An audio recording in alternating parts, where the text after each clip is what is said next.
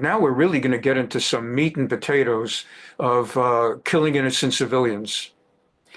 This class all along has been a class of Jewish ethics and values in times of war, including the killing of innocent civilians, quotation marks, whether they're innocent or not innocent. And we've been going through all the theory and all the foundational principles. And we've been learning Rambam and Gemaras and all kinds of different sources.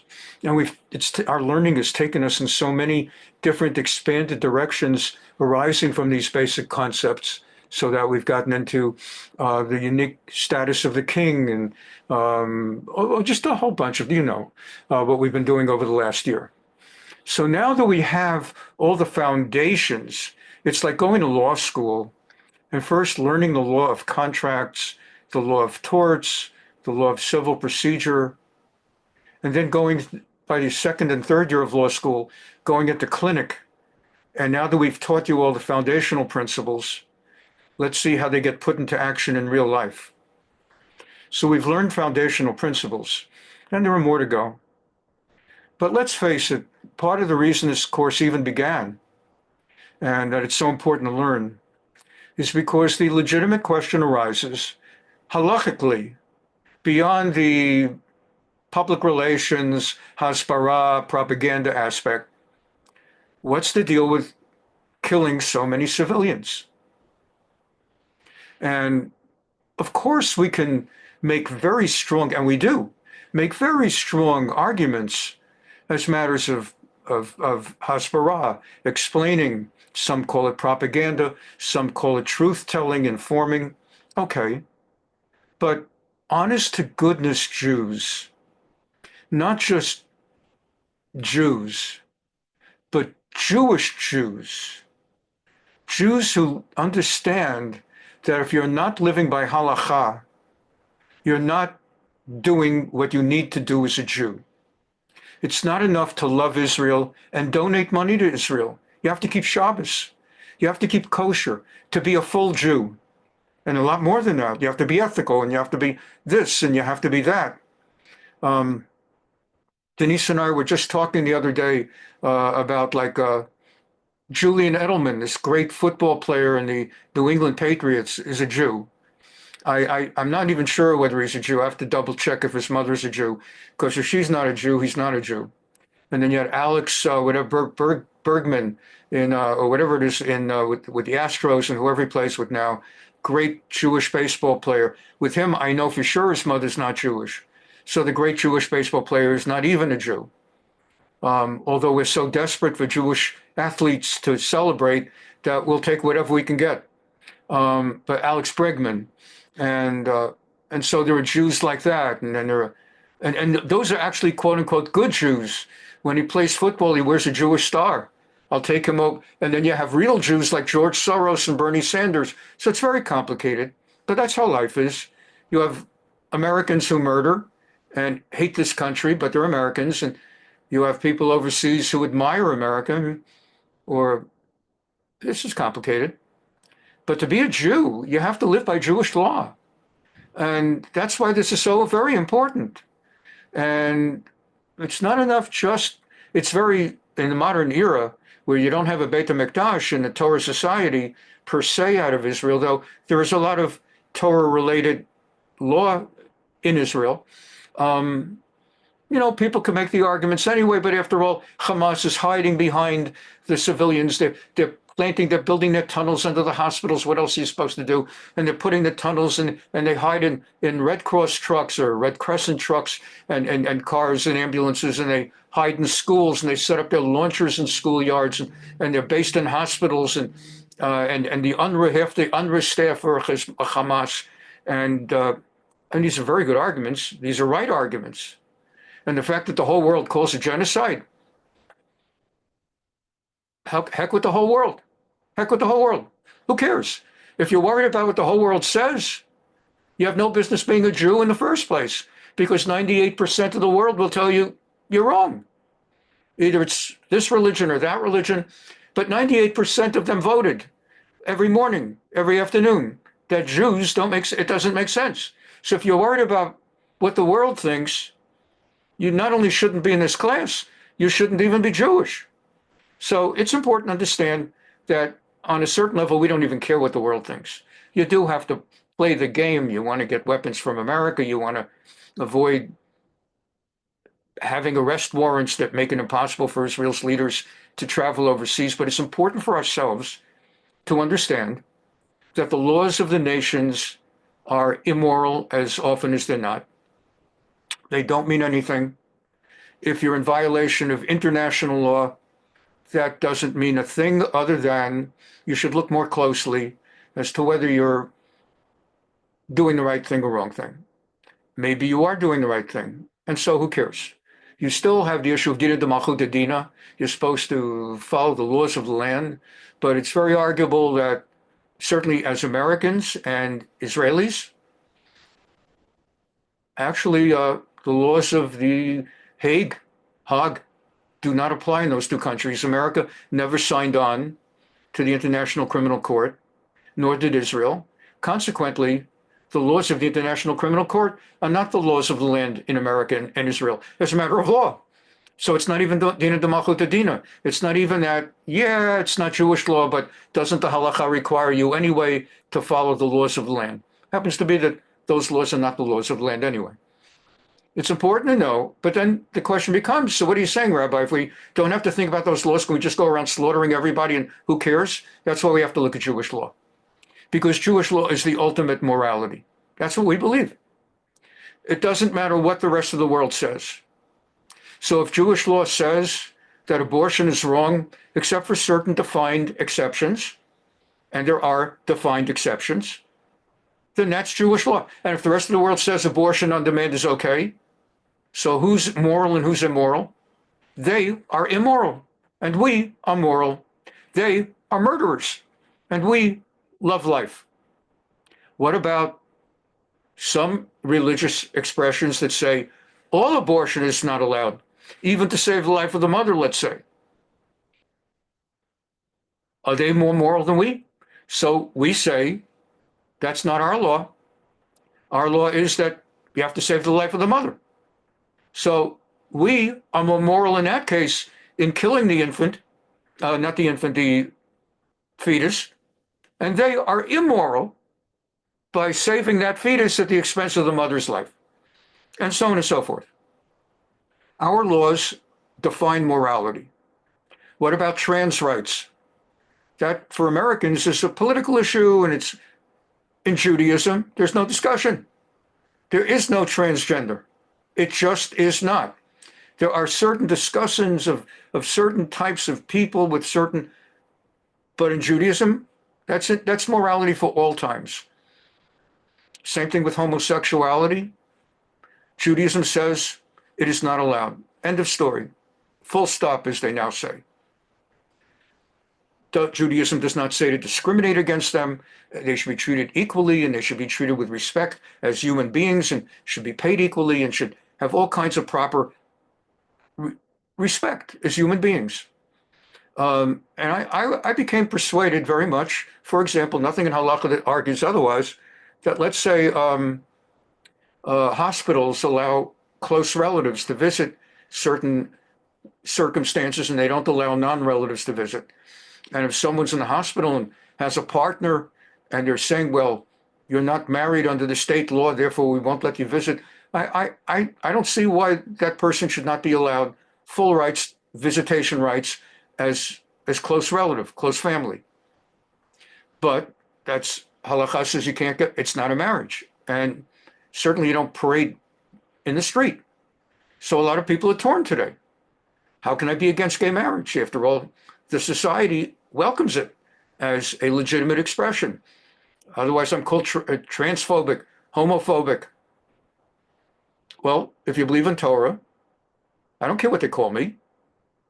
It's illegal. Halachically, it's wrong. Not illegal in the sense that lock them up, but it's wrong. And that's the halakha. So we need to know the halakha. Now, what are we going to do with it? Well, that's another story. First of all, it's what we're going to know for ourselves. Secondly, what we teach our children. So if the children come home from school and the kid's crying, someone called me homophobic, you explain to the child, you're right. Don't call them names. Don't call them and FAG and don't call them all kinds of things and don't mock them. But you're right. It's the wrong thing. Mommy, someone called me transphobic. What does that mean? It's all right. And so the same thing with killing civilians. If the halakha says you're not allowed to kill civilians, end of story, full stop. And it doesn't even matter if the International Criminal Court says you may kill civilians. Because if halakha says no, it's no. But on the other hand, if halakha says yes, then it's yes. Now we, in the modern era, are spared the challenging question of what would happen if we actually had Amalekites out there. I mean, literally, a people known as the Amalekites. There are Jews, and there are British, and there are French, and there are Kurds, and there are Basques. What if there actually were Amalekites? It would be a problem. I don't know how we would deal with it. We'd find justification that we don't go out and slaughter them. But maybe that's part of the reason that in this era they don't exist. Or if they do exist, we don't know who they are. But that's how halakha works. You have to know the halakha, and then you have to learn how to apply it. You also can't, last word on this, you can't just sit down and open a book and read some statement of Jewish law and then teach yourself, so that's the law, because then you're taking an eye for an eye, literally. I opened the Bible, it said an eye for an eye. This guy knocked out an eye, I'm going to take out their eye. So you need to learn the oral law and the applications, and for that you need rabbis. And people who have studied, not only have studied the laws, but have studied their application. It's the same reason you need lawyers. In most cases, a non-certified, non-licensed lawyer, in most cases, could be self-taught and yet not know certain applications of the law. May not have learned, and I could go into examples, but that's really going to take us so far. This is pertinent to what we're learning now. So we are going to learn absolutely halakhic sources, why it is permitted to kill innocent civilians, in which context. Let's go. Thank you for being here. This is Rabbi Fischer of Young Israel of Orange County. Thank you for being with us if you're catching us online. If you would kindly do so, give us a like, and subscribe if you would. It gets our message out to more people, and even send a link to other people. And if you do, we'll thank you. Okay, here we go. So we were learning last class, reminding ourselves of the story of Shechem. Shechem had raped Dinah, the daughter of Yaakov. And we learned this last week, so we're not going to go into all its details now, just refreshing where we left off. Dinah had been walking in the streets of Shechem. She was kidnapped and raped by the son of the mayor or governor of the city-state. His name was Hamor. Son's name was Shechem, eponymous to the city. And then they came to Yaakov and said, my son so much enjoyed the rape experience that he'd like to have her permanently as a wife in his harem. So we're here to negotiate to buy the rights to her, if that would be okay. And when Yaakov's sons heard what was going on, particularly those sons who not only shared the same father, Yaakov, but even the same mother as Dinah, because there were 4 different mothers. There was Rachel, Leah, Zilpah, and Bilhah, and Dinah was a daughter of Leah, and so Shimon and Levi were 2 of the 6 sons who had been sons of Leah also, Reuven, Shimon, Levi, Yehuda, and later Yisachar and Zvulun. And so Shimon and Levi privately decided, we're going to deal with this our way. And they basically were able to persuade the people of Shechem and Hamor, the governor mayor, that we'll do it. We'll let you have our daughter, our sister, my dad's daughter, but here's the thing, we have a quaint rite, R-I-T-E, among our people that men have to be circumcised. The notion of an uncircumcised male organ entering a female's body in our people is disgusting. It's something it cannot be. And so if you'll have everybody in the city circumcised, then we'll go along and we will essentially merge our Jewish family into your nation. Because otherwise they might have said only, just let, if Shechem wants her, Shechem needs to get circumcised. Think about that. Why didn't they simply say, Shechem needs to get circumcised if he wants to have Leah? Why does everybody have to get circumcised? Because the Shechemites were requesting to merge the two peoples so that we, the Shechemites, can now marry your daughters, that the rest of our civilian population also can marry your daughters, you can marry our daughters, and we'll have business, and you'll bring all your assets, your financial assets and wealth into our people, and we'll become like a merger and an acquisition of two nations, and we'll do well together. So the response was, if you all want to get into this, then you're all going to have to circumcise. And they ultimately decided. Now, the Rabbinic Commentaries that we don't take time out for now mention that there were people who didn't want to do it, and it's a whole long interesting discussion unto itself. But finally, it was decided they're going to do it, whether they voluntarily decided or the king, governor, mayor said to them, either you do it or we kill you. They all decided to do it. They all circumcised, and on the third day, which according to our understanding is the day they were most in pain. And you may have had that situation where you do something where it feels like you pulled a muscle and you feel an ouch, but you don't really feel the worst of it till a day or two later. You know what I'm talking about, maybe. I know what happens to me, where it's like, I know in a day or two, I'm going to feel the full impact of that sprain I just did today. On that third day, the pain is maximal, apparently. The men were in a position, circumcised. They're just not in a position to defend themselves. And Shimon and Levi came and they slaughtered the whole city state, everybody. So the question arises, did they or did they not also murder innocent civilians? Because arguably the criminal was Shechem, who raped. You could extend it and say that his father was an assistant, an accessory to the crime. Do we say that each and every man in the city of Shechem also was an accessory to the crime? You see how that's parallel to the question of Gaza, for example, and all these other places, but let's focus on Gaza. Are they all accessories to Hamas? You could say that all the people of Shechem voted for or accepted the leadership of Hamor and Shechem. But even that would be less guilty than Gazans who actually elected. They voted for Hamas to be their leaders and re-elected them.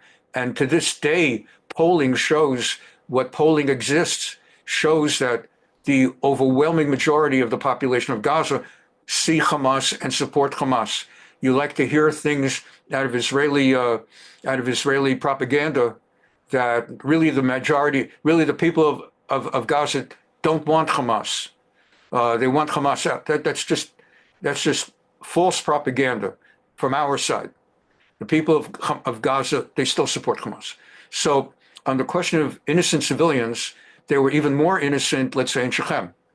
They didn't rape Dinah or anybody Jewish, at least. I don't know what else was going on within their society, but they didn't rape, and they had nothing to do with it. They weren't polled on whether they believed the rape was right, although by voluntarily undergoing circumcision, it seems that they accepted the premise of what was going on.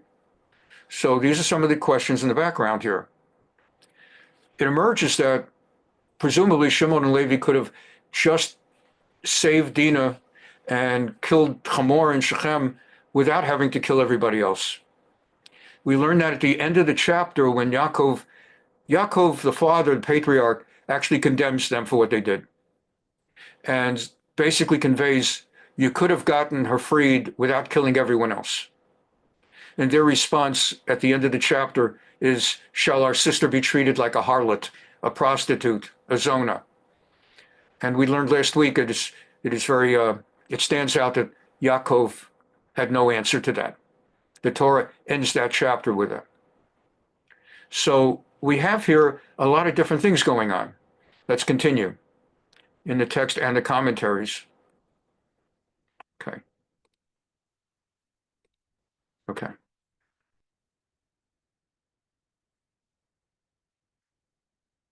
So we'll just do the English, speeds it up a little bit.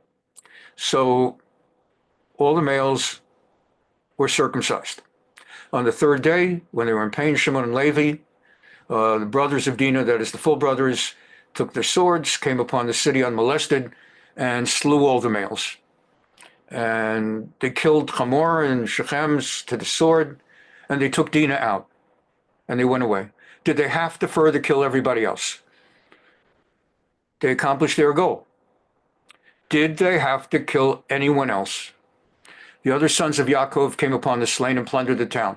So while it began with Shimon and Levi, the other 10 brothers got involved, joined the mass slaughter and the looting. The sons who had been born to Rachel and Zilpah and Bilhah, all of them. Okay. They seized their flocks and they looted the entire place, everything inside and outside the town. And they took the men, and they took the women, they killed the men, they took the women and children. And that's where Yaakov says, you brought aggravation, achartem oti, you brought trouble on me, you made me detestable, making me odious among the inhabitants of the land. And now they're all going to try to kill me. The word's going to get out that we need to be destroyed because we're dangerous. And so what's going to happen is the Canaanites, the Perizzites, we're few in number. If they unite against us and attack, we're all going to be destroyed, end of the Jews. And I mentioned to you last class, that's an extraordinary comment for Yaakov to make. That's a comment you would expect from certain Israeli military analysts who are afraid to go to war with Hezbollah in Lebanon. We'll all be destroyed. But Yaakov Avinu already had God's promise, you'll never be destroyed. There might be a death here and there, but the Jewish people will not ever be destroyed. In fact, we will grow like the stars in the heavens and the sands on the beach, and we will one day be given the promised land. So the idea that he would say, V'nishmadati ani uveiti shmad, it's actually an extraordinary comment, and that's why he's referred to here as Yaakov rather than Yisrael. We talked about that also, that Yaakov is the term for when he shows weakness and fearfulness and fear, and Yisrael is when he shows strength and self-confidence. And they answered, should our sister be treated like a harlot? Okay. So we've talked about that, and now we go back to the halakha. There are 7 mitzvot b'nei Noach. There are 7 laws that God gave to the non-Jewish world, the sons of Noah. That's the expression b'nei Noach. In other words, everybody at the time of Noah and the flood, everybody else was killed except for Noah's family. So everyone alive today is a ben or bat Noach. Everybody today is at least a Noahite. You all trace back, whether you're Jewish, non-Jewish, everybody traces back to Noah because it all started again with his ark. So the children of Noah, that is all non-Jew, all people in the universe except for Jews, who are also the children of Noah, but at the same time are subcategorized as Jews. All the world has 7 basic laws.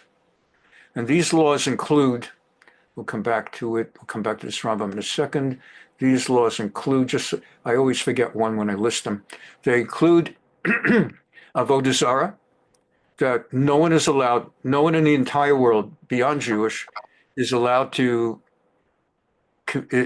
engage in idolatry, literally worshiping statues. Gilui arayot, incest. Think of pederasty. Think of with siblings and parent-child and things like that. Incest. Let me just adjust the sound a moment. There's just a little sound issue to fix. Okay, good. Back to this. So the whole world is not allowed to engage in idolatry, incest, shfichut damim, that is spilling blood. That's not only murder, but killing. Non-Jews are not allowed to kill. Jews are allowed to kill, only not allowed to murder. Under biblical law at that time, what's the difference? Means the Jews are allowed to have an army and kill. You fight in self-defense. Non-Jews are not supposed to kill. Well, that's not fair. That's how the halakha worked. There'd be a lot more people in the world today if everybody honored the idea of not killing. Once you have an army, then you have killing. And once you have killing, you have Yemen, and you have Russia, Ukraine, and actually you have last 2,000 years. You have French 100-year wars, French-English wars. You have, you know what you have, everything last, and what went on in Japan with the shogun, and the Japanese and the Chinese and the whole world killing each other, Africa. So anyway, not supposed to kill. Under that same premise, by the way, not supposed to kill a fetus. It's a violation of the Sheva mitzvah b'nei Noach for anybody to abort. What about a case, Rabbi, if there's a permitted abortion? You said earlier in class that Judaism allows abortions under certain circumstances, such as to save the life of a mother. According to halakha, it is preferred, get this, it is preferred that a Jewish doctor be found and solicited. I'm sorry, let's just put that back. That's a mistake. It's better to have a Jewish doctor called to do the abortion because it's killing. Abortion is killing a fetus. It's not murdering if it's to save the mother's life. And a Jew is allowed to kill, just not allowed to murder. Non-Jews are not allowed to kill under the 7 Noahide laws. So a Jew who is about to get an abortion because it's needed to save the mother's life, a halachic Jew needs to request specifically a Jewish doctor to do the abortion because he or she is allowed to kill. A halachic Jew is not allowed to request a non-Jewish or accept a non-Jewish doctor to do the abortion, even if it's perfectly legal, because you're asking the non-Jewish person to kill the fetus, even though it's permitted. And under halakha, only a Jew is allowed to do an abortion when it would be permitted under a halakha and under Dina de Malchuta, the law of the land. Interesting. So what else did I have? There's those are 3. Non-Jews are not allowed to engage in idolatry, incest, killing, not allowed to rob, gezel, not allowed to eat the limb of a living animal, and importantly, have to set up courts to enforce the 6 laws of B'nai Noach, of the Noahides. And this is most pertinent for us here. Amar Rav Acha bar Yaakov, Rabbi Acha, the son of Yaakov, said, Lo nitzracha elo hoshiv beit din, b'chol felach v'felach, u'v'chol ir v'ir. Non-Jews who have been given 6 Noahide laws, by inference, there's a 7th Noahide law. They must establish courts of justice to enforce the other 6 laws in every town, every village. But the Gemara then asks, but actually there are different places in the Torah where each of the other 6 laws of Noach, of B'nai Noach, the 6 Noahide laws are spelled out directly. Not allowed to take blood, not allowed to spill blood, not allowed to engage in idolatry, etc. Those are explicit in the Torah. There's no explicit command in the Torah that the Noahides have to set up courts. V'hatanya kashem shenitztavu Yisrael lahoshiv batei dinim b'chol pelach v'pelach v'chol ir v'ir kach nitztavu b'nei Noach lahoshiv batei dinim b'chol pelach v'pelach v'chol ir v'ir. And the Gemara answers, the rabbis answer, that just as one of the halachot in Judaism is you need to have courts to enforce the laws that have been given, so it is that Noahides must have courts. All right. So Rambam goes from there. We've been learning Rambam, of course, and this course is rich in Rambam. Hilchot, Mishneh Torah, Hilchot Malachim, Milchamot, laws of kings. V'cheitzad mitzuvin hein al hadin. Rambam asks, what exactly does that mean that non-Jewish societies must establish courts of law? Chayavin lahoshiv dayanim v'shoftim b'chol pelach v'pelach. Non-Jewish and definitely Jewish Non-Jewish governments, entities are required, chayav means obligated, mandatory, to establish judges and different kinds of justices in every county that they have. Not only nationally, but every, let's say they're not in a government, let's say the Basques and the Kurds, who are two peoples who have not been given self-determination. There are so many peoples. It's such an interesting commentary on international anti-Semitism that a non-people, so-called Palestinians, there is no such thing as a Palestinian. There are no such things as Palestinians. There is no Palestine. They are not a separate people. And you have all these anti-Semites, the majority of the world, saying they should get self-determination. That was a big thing in Kamala Harris's platform. And it's been a big thing in America and all over Europe and all over the world. And even though they're not a people, and yet truly peoples, like the Kurds, what about self-determination? There's not a Kurd country. Kurdistan is not like an independent entity. The Basques, they're trying to carve out parts of France and Spain to have their own country. Kurds want it in parts of Turkey and Iraq. I could go on, a whole list of peoples, truly peoples that go back centuries and don't have a land. But what Rambam's saying is they're B'nai Noach, Kurds and Basques, also B'nai Noach. They're human beings who come from Noah. And even though they don't have countries, to the degree that they have any form of self-government whatsoever, they are obligated to have courts in every one of their counties and towns and villages. B'sheish mitzvot elu. And those courts must adjudicate and enforce these 6 mitzvahs that I just mentioned. And to be out there warning the public. Like in the US, the Supreme Court. We are warned when the Supreme Court hands down a decision, they effectively are warning the public, this is the law going forward. Maybe saying that this always has been the law, but this is the law. Be on notice. As of this day and this Supreme Court holding, this is the law. And if you violate it, you go to prison or whatever the punishment would be for it. So the courts of the Noahites need to promote information about the law. And a Noahide who violates any of these 7 commandments, Yehare B'Sayef, gets death penalty by sword.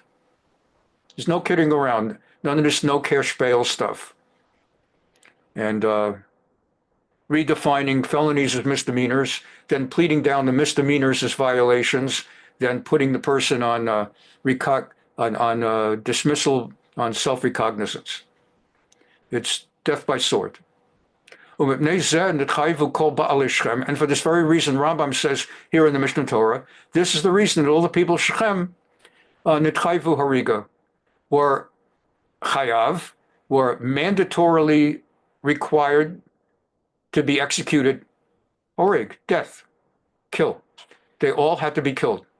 Shaharei Shechem gazal, because Shechem, the son of the governor mayor, kidnapped Dinah. Forget about the rape. Just the kidnapping alone, which is one of the 10, later in Jewish law, it would emerge as one of the 10 pronouncements, what the non-Jews call the 10 commandments. That's already Dibra. Not allowed to kidnap. Right? Lo tignov, which they learned means not kidnap. So he kidnapped, not to mention rape, before he even got around to raping. The simple act of the kidnapping. Heimra uviyadu uvelo danuhu. They saw, and they knew, and they did not put him to justice. Well, you see the application now. When Hamas on October 7th, on Simchat Torah went in a year ago, they kidnapped. And everybody knows they kidnapped. To this day, everybody knows. You don't even need the families with the photographs and the flyers. The whole world knows they kidnapped. The European Union knows they kidnapped. The International Court of Criminal this and the International Court of that. Everybody knows they kidnapped. The 19 Democrat senators that voted to embargo Israel, Bernie Sanders, Elizabeth Warren, Chris Van Hollen, they all know that they kidnapped. under halakha, the people of Shechem, just for that alone, not having judged it, were chayav misa. You can say in defense of, let's say, the Americans and the Europeans, that they know, and they publicly have stated that the hostages need to be returned. You can say that under the 7 laws of Noach and the need for that 7th law of judges to judge and enforce, you truly can say that the International Criminal Court, while they're busy calling Israel violating genocide and all this nonsense, they do regard the kidnapping and have publicly said the kidnapping is illegal. And I guess Biden probably made some statement to Hamas. I want you to hear me good and clear. Don't. And so, but in Shechem, nobody put them to justice. Uven Noach neharag be'ed echad. You've learned with me previously that you required 2 witnesses. We've learned there's so much overlap, as ironically, between our Tuesday and Thursday classes. Thursday class was launched because of the October 7th would be a topic to study. In the Tuesday class, we were just learning Navi. We were learning the book of Joshua, Judges, and we finally got to where we are now with David and Bathsheba. And it's just so interesting how much overlap there's been. But we were learning that you need, in order to execute someone under Torah law, in a typical situation, you need 2 witnesses. But if a non-Jew, under that biblical era Torah law, as a Noach, committed a violation of one of the 6 laws, he could be executed based on the true testimony of only 1 witness. Ubadayan echad, and you didn't need a whole Sanhedrin, which was necessary under Torah law to execute a Jew. She needed a Sanhedrin. We talked about that just the other day, about how they ended up, because of all these restrictions, they never really were able to execute anybody. But all you need is a single judge. We need a judge. Below Hatra, and we were learning the other day that in order to execute someone, the person needs to have been warned in advance by the witnesses just before he did it. He has to be warned, if you do what it looks like you're about to do, OJ, we're witnessing you and we're going to be testifying. And OJ has to turn around and say, I heard you and I don't care, I'm going to do it anyway, and then go ahead and do it. A Jewish OJ for our purposes. There's no such thing.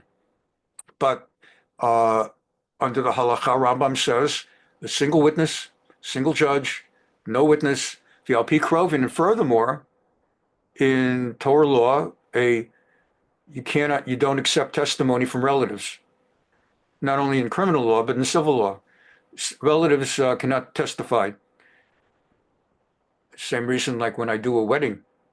The 2 witnesses that I have to have for the ketubah and that I have to have for the giving of the ring under the chuppah and the yichud room and the veiling, I have to confirm that the witnesses are not related to the bride or the groom and not related to each other. And sometimes that gets into an interesting issue.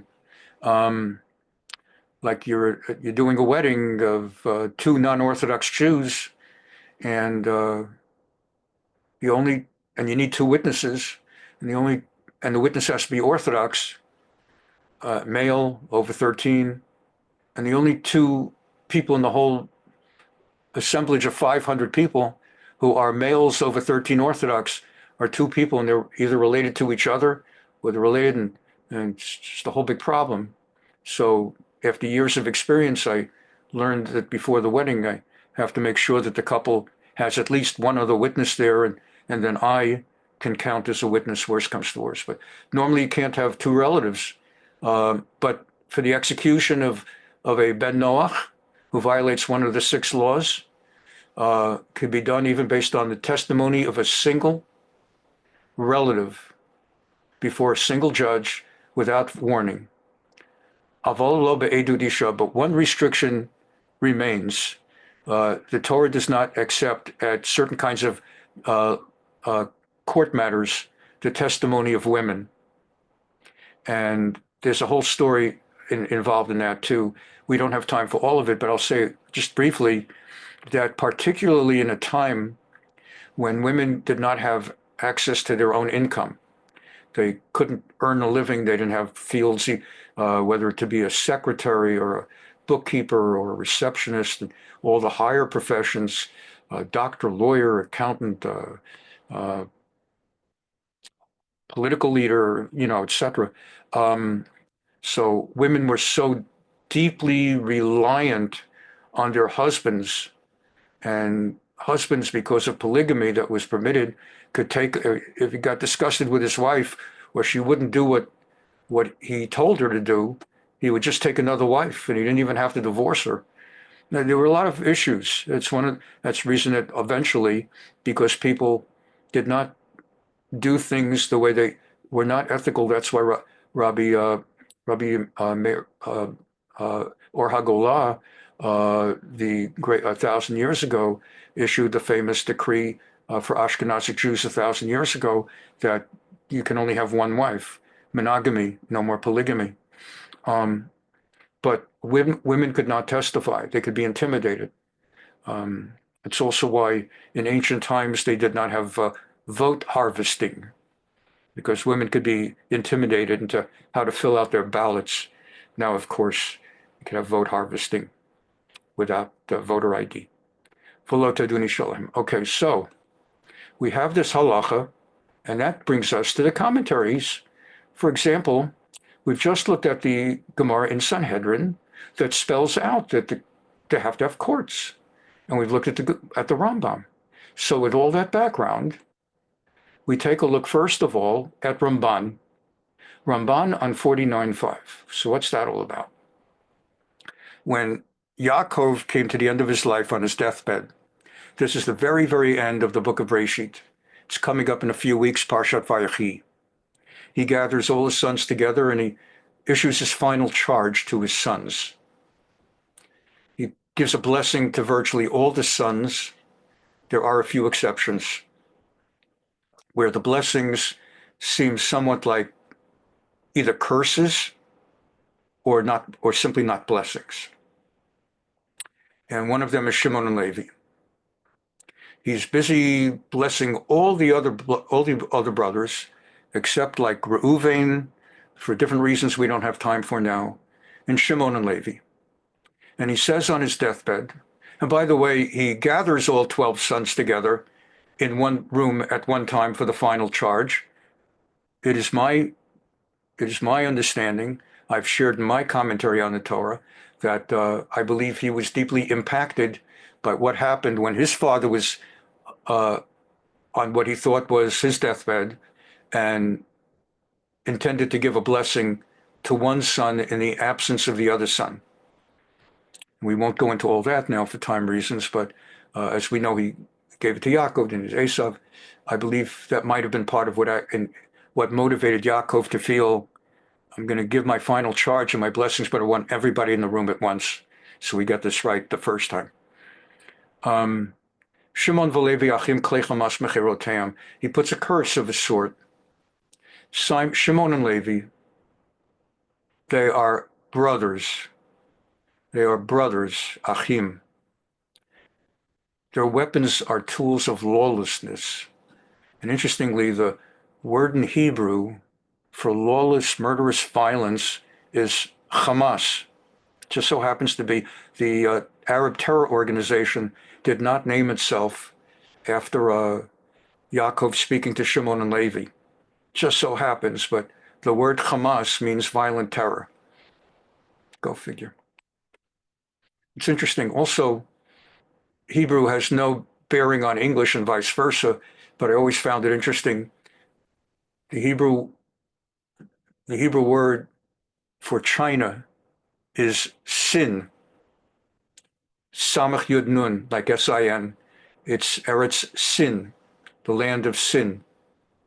And the country Russia in Hebrew, a Russia is a evil, wicked person, at least as pronounced in Ashkenazic Russia. Anyway, Shimon and Levi are brothers. Let not my person, b'sodam al tavo nafshi b'kalam al techat kavodi. We'll skip that. That takes us into stories about the Korach rebellion and other things I don't want to get into now. Kivi apam hargu ish uvertsunam ikru shor. Because out of fury, they killed a man, and that refers to what they did to the people of Shechem. He also curses that Virtsona Mikru Shur, that's a curse on Shimon having initiated the kidnapping of Yosef, and eventually his culminating in a sale to slavery in Egypt.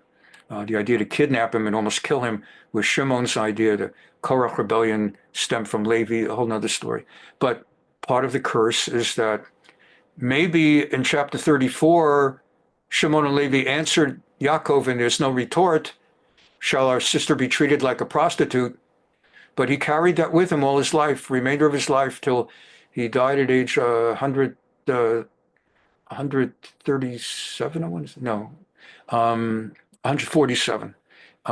He carried that with him all his life to age 147.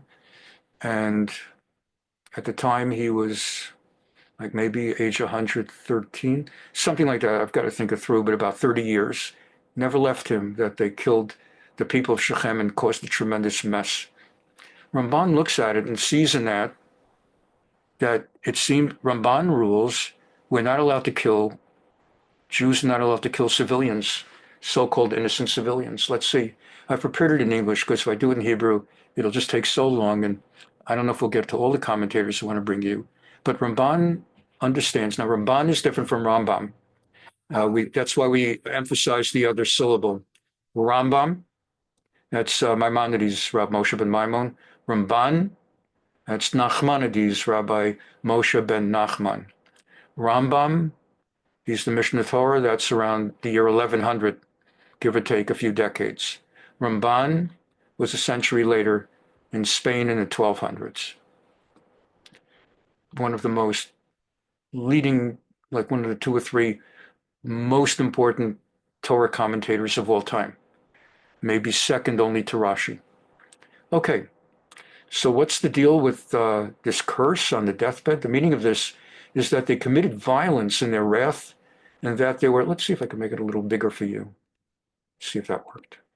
That they were angry at Shechem, so they were angry. He says they weren't merely doing justice. Ramban's reading of what we've been learning is that they acted in wrath. It was to satisfy their own desire and not because of the guilt or sins of the slain. So Ramban says, in killing civilians, a major factor is what is your motivation. If you simply are out to kill people and not because you're acting to execute justice, you cannot defend it. So if Israel indeed were out to commit genocide, and if it were Israel's policy indeed to kill out the Arabs of Gaza, then that would be against Torah law also. We wouldn't need the International Court or any of those, or Macron of France to tell us otherwise. We know that Israel's motivation is to wipe out Hamas, and the other people are in the way, and they're warned to get out of the way. But in the case of Ramban says that they were, when they heard that their sister got raped, kidnapped and raped, they decided that's it. Don't hold us back. Everyone's going to pay for it. They weren't simply thinking judicially. Okay, so we continue with this. Let's see what he says. The correct interpretation appears to me to be that the verse is to be understood in its usual sense. In their anger, they killed each man, of whom they were wrathful. And so that's sin. Jacob mentioned this on his deathbed in order to state that he had no part in all these secret deliberations of theirs, even in the looting after the killings, or any aspect of the spoiling and plundering. And that's Ramban. Okay. So Ramban is not saying that you're not allowed to kill civilians when you're killing the evildoers in war. You're only not allowed to kill them if your motive is simply to kill them. Let's call it genocide, versus to exact justice. But that gets you open to interpretation, which interestingly gets dealt with differently in some of the other opinions, like the Gur Aryeh. The Gur Aryeh is talking about our pasuk, our verse in chapter 34, what we've been learning about how the brothers came up with this. And Gur Aryeh learns as follows. Again, we're doing it with the English, not the Hebrew. If only Shechem, the rapist, had sinned, what was the sin of the rest of the city, for which they deserved to die? Rambam, we just learned this tonight, again, in Hilchot Malachim answered that Noachites are commanded to set up courts, and for any sin which they violate, they are killed. Hence, the people witnessed the evil act of Shechem kidnapping Dinah and did not put him to justice. Now they may not even have known he raped her. They knew he kidnapped her. Here's this Jewish woman suddenly showing up in town. Everybody knows about it. They may not know what happened behind closed doors, assuming it was behind closed doors. But they knew something had happened and they did not put him to justice. For this, they deserve to die, for they failed to judge him. Gur Aryeh continues, but truthfully, I mean, come on, these words are surprising, because how could they have judged the son of their governor, their mayor, their prince, since they feared him? It's like Russians looking at something that Putin does and what, you're going to put him on trial? Or Assad. Everyone in Syria knew what he was doing, but they couldn't do anything about it until the stars in the constellation came out perfectly, as we discussed on Sunday, and he could be taken down, even though he hasn't been killed yet. So Gur Aryeh says, I mean, yeah, they're supposed to set up courts, but how could they have done? What could they have done? Even though they're commanded to judge, that is when they can judge. But God exempts one who is under duress. You can't fulfill a certain commandment if it's kind of impossible. Just as in American law, like the law of contracts, there's such a defense that, why did you not fulfill the terms of your contract? One of the defenses can be impossibility. I undertook to fulfill the contract, but circumstances arose that made it impossible. That's my defense, and it's a good defense. So that applies in Judaism too. How could they have judged him? Gur Aryeh answers, it appears that there is no difficulty explaining why all the males in Shechem deserve to die, because a war between two nations is different. Here we go back to the war in Gaza with Hamas, and the war in Lebanon with Hezbollah, and whatever's going to keep going on in Yemen with the Houthim, and eventually, with God willing, will happen in Iran. The Jewish people and the Canaanites are considered two different nations. As it is written, and we will be one nation, right? Isn't that what they said? The whole negotiation was, we want to become a nation with you. We'll give you our daughters to you and take your daughters to us, and we'll dwell among you and become echad. All you have to do is go ahead and circumcise yourselves. So they clearly were two different nations, and therefore implying that initially they were not considered one nation. Therefore, they were permitted to fight, like any nation who fights another nation, which the Torah permits. Even though the Torah says when you draw near to a city to fight it, you shall offer peace. We've learned that in this class, how you have to first initially tell them we're about to invade and we're inviting you to offer peace. We are required to leave at least one exit for those who want to flee. We're required to allow you to make peace. We've learned all this in Devarim 20. That applies when the nation's citizens on the other side have done nothing harmful to Israel. So you have to give them that opportunity. A war is arising for whatever the reason, and if the masses of that nation haven't sinned, so you have to give them that. But when they have acted against Israel, as they did here when they breached them to commit an evil act, then even though only one of them sinned, since he is part of the nation, and since they instigated, it is permitted to avenge this from all of them. This is mamish, literally, Gaza. and all those other battles going on now, that they started it. In Gaza, they started it like 6 times. There were 5 previous ceasefires that they broke. But if only October 7 alone, they broke it, they started it. The nation started it. Every time they cheered Hamas. It's permitted. So Gur Aryeh is going on the other side. And he's saying, you don't even have to send them telegrams and drop leaflets and make phone calls and warn them to get out of Rafiah. Doesn't matter. They started it. That's it. End of story. This is so with all wars which they encountered, the Jews encountered, like attack the Midianites. Even though there were many who had done nothing, many civilians among the Shechemites who had done nothing, so-called innocent civilians, Gur Aryeh says, doesn't matter. This is not for legal purposes, that doesn't matter. It's not a legally pertinent distinction.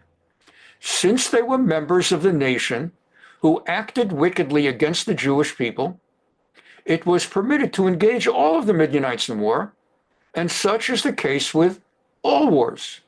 So it's sort of like, until now, I haven't told you this for the last 50 weeks because I don't want to give you a spoiler alert. But under Gur Aryeh, there's no question. There's no need to defend anything. They started the war on October 7.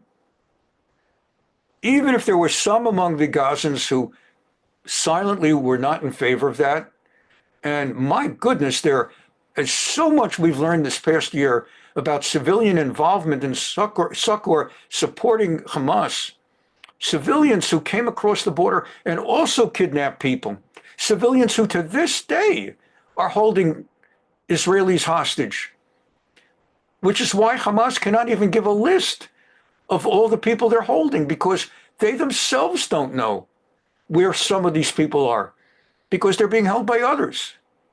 And when Israel has gone into some places and they were able to liberate and free some of the hostages, it turned out in some cases they went into civilian homes.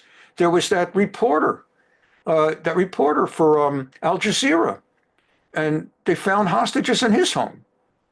So certainly under Gur Aryeh, there's nothing to talk about. People die, it's a war. Kind of makes sense, but we're looking for, the way I began class at the beginning, was you want a halachic basis. So that's the halachic basis. Now we go to something else. Still have just about out of time. We'll just start it, and we'll take it next time. We learned many months ago, 1 Samuel, now we're in 2 Samuel, chapter 15, when Shmuel Hanavi, the prophet Samuel, was sent to King Saul, with God's command that he eradicate Amalek. Thus say the Lord of hosts, I'm exacting the penalty for what Amalek did to Israel back in the times of the Sinai peregrination, as the Jews were going from Egypt to Israel for the 40 years, and the Amalekites attacked us from the back. When we were weak, they went after the women and children in the back rather than attacking us frontally, where our soldiers were. For the assault Amalek made upon the road on the way up from Egypt. Now go attack Amalek.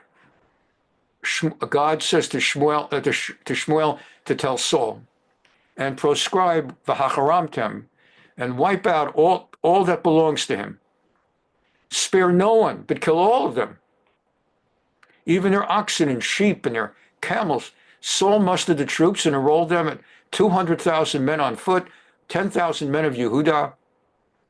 And then Saul advanced as far as the city of Amalek, Ad Ir Amalek Vayar Benachal, and he lay in wait. And here we go.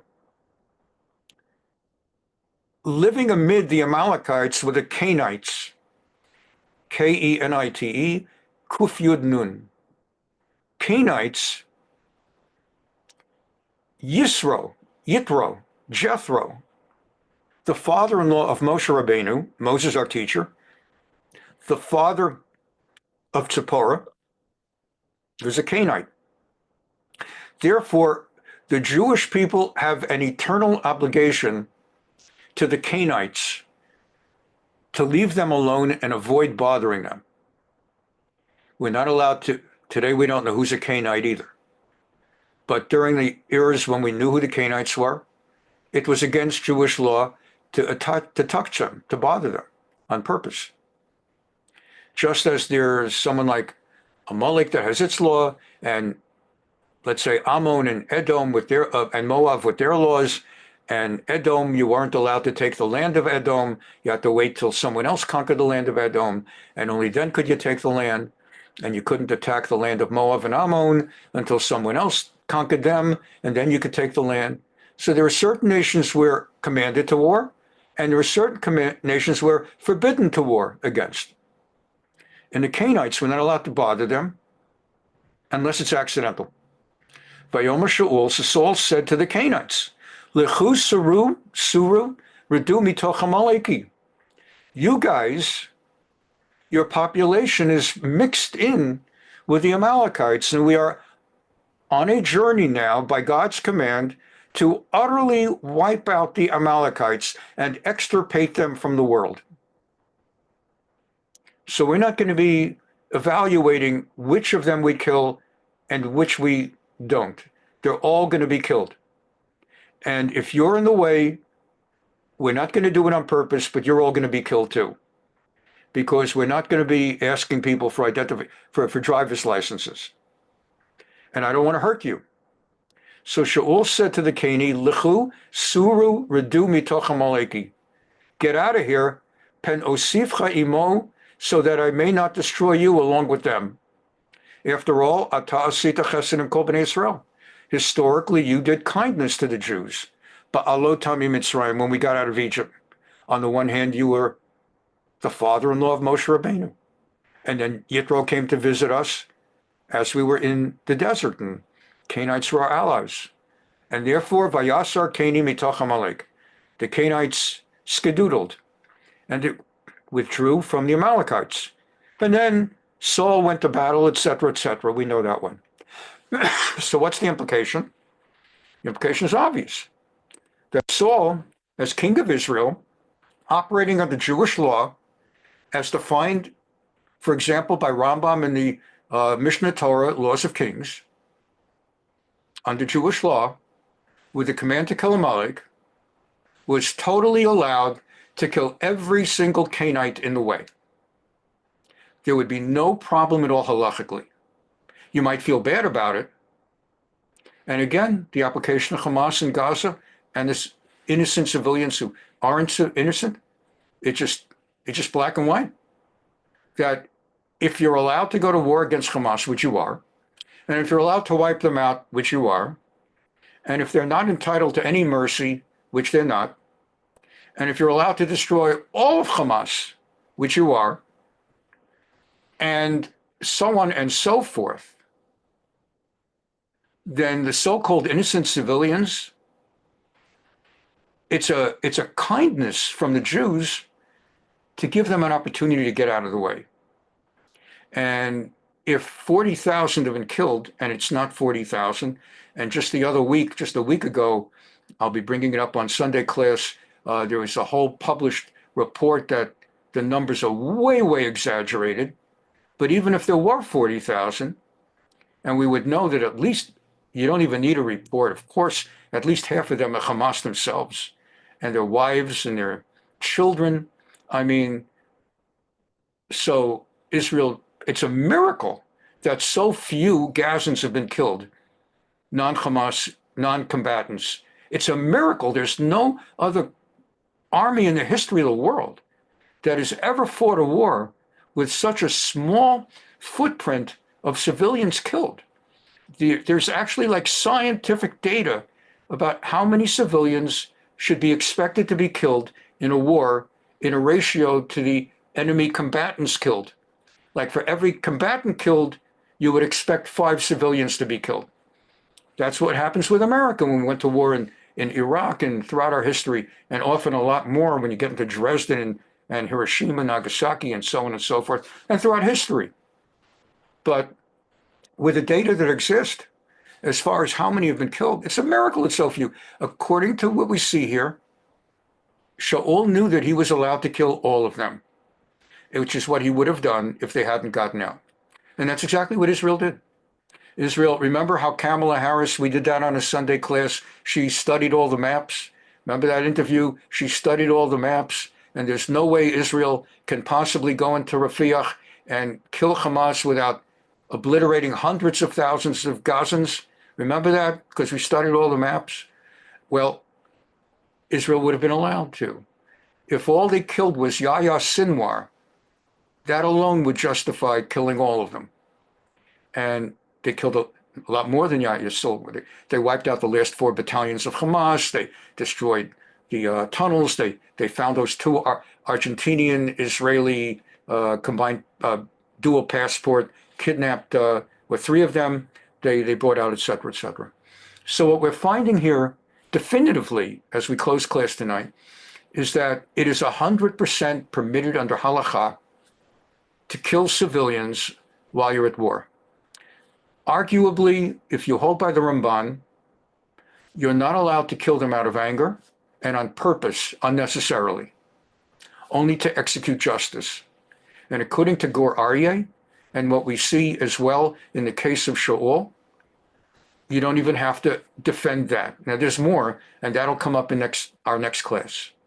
But the bottom line is, under halakha, you don't even have to invoke Amalek, and you don't have to start getting into these intellectual gyrations about how, well, really, Hamas is like Amalek, and so just like Amalek, Hamas should also be.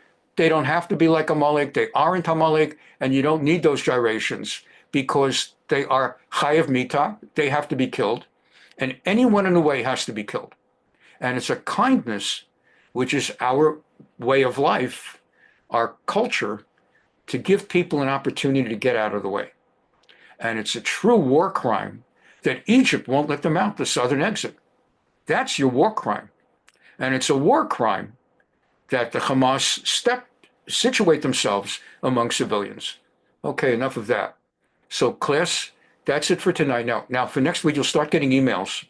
Monday and Tuesday, you'll get emails reminding you of what I'm saying right now. First of all, let me just say thank you for being here. And I'm so grateful that you have been with us for this class. Really important.